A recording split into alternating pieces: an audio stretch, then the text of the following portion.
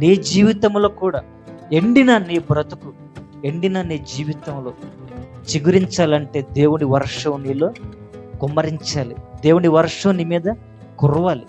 దేవుడి కృప నీ మీద కురవాలి. అప్పుడు నువ్వు సంతోషించి గంతులేస్తావు. ఇక్కడ అరణ్యము సంతోషిస్తుంది. ఎందుకని? ఎందుకు పనికిరాని అరణ్యాన్ని దేవుడు ఏం చేశాడంటే పనికొచ్చే పాత్రగా మార్చేసాడు. మనుషులు చాలా మంది అనుకుంటూ ఉంటారు, నేనెందుకు పనికిరాని ప్రార్థన చేస్తూ ఉంటారు, ఏడుస్తూ ఉంటారు. ఎంతమంది విశ్వాసులు వారి యొక్క విశ్వాస జీవితాన్ని ప్రారంభించినప్పుడు దేవుడితో మాట్లాడే మాట ఏంటంటే, దేవుడితో ప్రార్థనలు సాధారణంగా విశ్వాసులు ఉపయోగించే పదాలు ఏంటంటే, నేను పనికిరాను ప్రభువా అనే ప్రార్థిస్తారు. కానీ ఏదో ఒక రోజు ఆ పనికిరాని పాత్రనే దేవుడు పనికొచ్చే పాత్రగా నిలబెడతాడు దేవుని శక్తి చేత. అప్పుడు ఆ మాట కొట్టివేయబడుతుంది. మాట అంటారా? ఎంతమంది విశ్వాసులు, సేవకులు ఈ పదాన్ని అని ఉంటారు, నేను పనికిరాని పాత్రని అన్నవాళ్ళు ఈ రోజు బలంగా దేవునిలో రోషంగా జీవిస్తున్నారు. అలాంటి దేవుని శక్తి మనకి కావాలి. అరణ్యం అంటే ఎందుకు పనికిరాదు, తృణీకరించబడినది. అలాగే మన బ్రతుకులు కూడా, నీ బ్రతుకు కూడా కొన్నిసార్లు తృణీకరణకి గురై ఎవరికి ఉపయోగం లేదు. నీ వల్ల నీ దగ్గర ధనము లేదు, ఆస్తి లేదు, పేరు లేదు, ప్రఖ్యాతులు లేవు, పదవు లేదు. అలాంటప్పుడు నువ్వెవరికైనా పనికొస్తావా? నువ్వెవరికైనా ఉపయోగకరంగా ఉంటావా? ఎవరైనా నీకు ఫోన్ చేసి ఏదైనా అడగాలంటే నువ్వు ఫలించి ఉండాలి, నువ్వు అభివృద్ధి చెంది ఉండాలి, నువ్వు సహాయం చేసే స్థితిలో ఉండాలి, నీ దగ్గర అన్ని సమకూర్చబడి ఉండాలి. అప్పుడే నువ్వు ఎవరికైనా పనికొస్తావు. కానీ ధనము లేదు, ఆరోగ్యం లేదు, ఇల్లు లేదు, వస్త్రాలు లేవు, ఉద్యోగం లేదు, వ్యాపారం లేదు, ఆశీర్వాదం లేదు, దీవెన లేదు. అలాంటి పరిస్థితుల్లో నువ్వెవరికైనా పనికొస్తావా?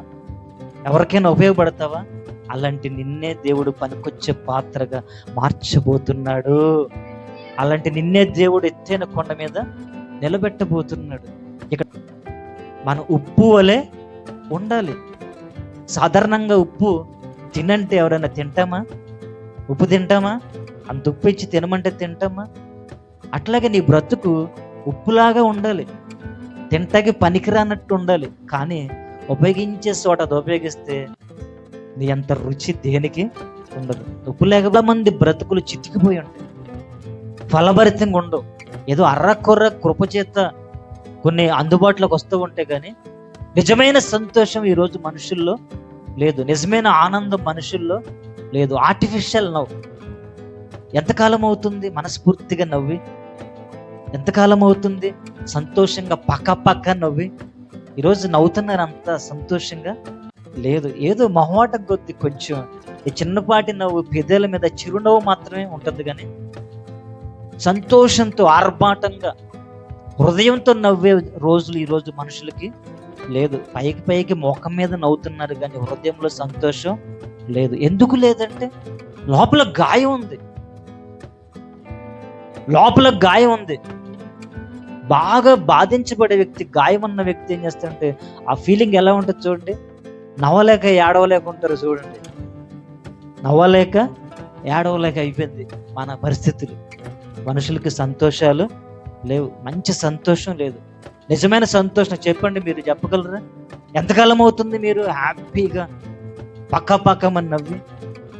లేదు. ఇలాంటి సంతోషం మనకు ఉండాలంటే దేవుడు మనలో ఉండాలి, దేవుడు మన ఇంట్లో ఉండాలి. దేవుడు మన ఇంట్లో ఉంటే బాధలు, శ్రమలు, కష్టాలు, కన్నీళ్లు, శోధనలు, ఇబ్బందులు, బలహీనతలు, అసమాధానం ఇవేవి ఉండు. ఆయన ఉన్న చోట ఇలాంటివి ఉంటాయా?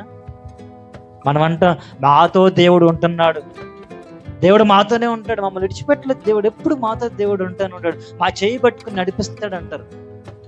దేవుడు మాతో సహవాసం చేస్తాడు.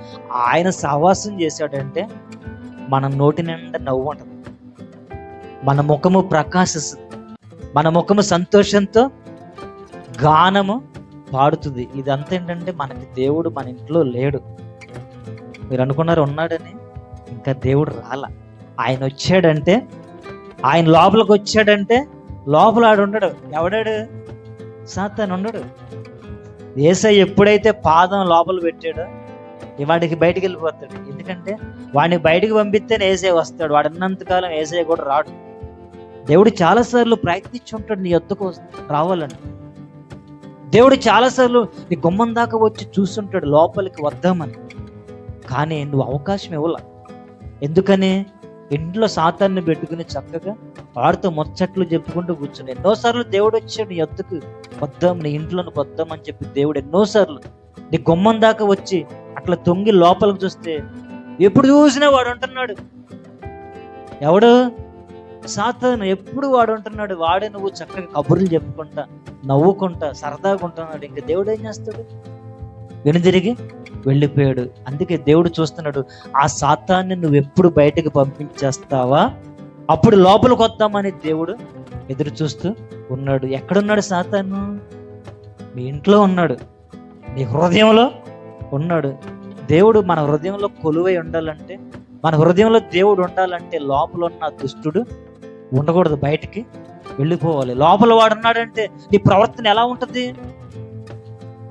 లోపల దుష్టుడు నీ హృదయంలో ఉన్నాడంటే నీ ప్రవర్తన మారిపోద్ది. అబద్ధాలు ఆడుతావు, మోసాలు చేస్తావు, దొంగ పనులు చేస్తావు, తిడతావు, బూతులాడుతావు, అసమాధానంగా ఉంటావు, పోట్లాడుతావు, అలుగుతావు, ప్రేమించు, ఓర్చుకోవు, సహనం కలిగి ఉండవు, దురాశ పడతావు, లోకాశలు కలిగి ఉంటావు, లోకానుసరమైన మాటలు మాట్లాడుతావు, లోకానుసరమైన ముచ్చట్లు చెప్పుకుంటావు. ఇదంతా నువ్వు చేస్తున్నావంటే దాని అర్థం ఏంటంటే నీ హృదయంలో దుష్టుడు ఉన్నాడు. వాడు ఉన్నంత కాలము దేవుడు నీ లోపలికి నీ హృదయంలోనికి రాడు. ఎప్పుడైతే నువ్వు వాడిని తరిమి బయటికి పంపించేసావో అప్పుడు దేవుడు నీ హృదయంలోకి వస్తాడు. అప్పుడు నీ హృదయంలోకి దేవుడు ఎప్పుడైతే వచ్చి నివసిస్తాడో నీ ముఖము ప్రకాశిస్తుంది, నీ ముఖము శక్తిని పొందుకుంటుంది, ఎప్పుడు ఆనందం నీ ఇంట్లో ఉంటుంది. హల్లెలూయా.